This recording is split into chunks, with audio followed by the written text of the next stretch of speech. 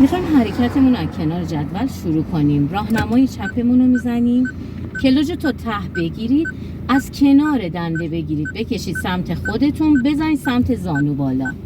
دخترای گل، دستیرم بخوابونید، حتما به آینه بغل نگاه کنید ماشین نیاد. اول یه کوچولو گازتون رو بدید، دور موتورتون رو حس کنید روی 1.5، آروم کلاژ تا نصفه، پرت نکنید کلاژ خیلی آروم میاد بالا، ولش هم نکنید به این زودی، 3-4 ثانیه نگه دارید، 2-3 متر راه بره ماشین، آهسته کلاژ رو رها میکنیم. گازمون رو بیشتر میکنیم، آهسته آهسته گاز بیشتر میشه. حالا بخوایم بریم دنده 2، کلاژ رو بگیر، بعد گاز رو ول کن، خلاص. 2.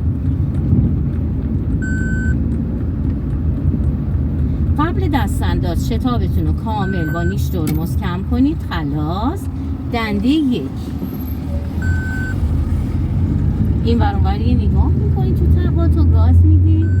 حالا کلاژ دنده 2، آهسته کلاژ رو رها کن، پاتو بذار اون سمت کلاژ. میخوایم برید دور برگردون دور بزنیم. راهنمای چپ رو از 100 متری میزنیم. خب از یه مسافتی گاز رو رها کن، پاتو رو نیش ترمزت بذار، شتابتو بیار پایین. حالا چی کار کن؟ کلاژتو بگیر، خلاص. دنده 1، سرعتت پایین، کلاژت تا نصفه. آینت که جدول دور برگردون رو رد کرد، فرمونتو به چپ بپیچون. اینجا میتونی یه نیش ترمز داشته باشی، دقت کن کلاژو اصلا رها نکن. سر ماشین برگشت، نگاه کن خود فرمون مایل برگرده. گازتو بیشتر میکنی، بعدش کلاژو به این گازو ول کن، بزن 2. حالا من یه بار دیگه اینجا میگم، اینو دقیق داشته باش، بقیه رو خودتون بزنید. یادتون باشه قبل از دستانداز از یه مسافتی باید گازتون رو رها کنید. نگاه کنید سرعتگیر رو میبینید، از یه مسافت گاز رو ول کن، پاتو رو نیش ترمز بذار، سرعتتو بیار پایین. بهتره اگر سرعت کم شد یه دنده کم کنی، آروم کلاژ رها، چرخهای جلو رد شد، گازتو بیشتر کن. گازو بیشتر میکنیم، کلاژو میگیریم، میزنیم 2.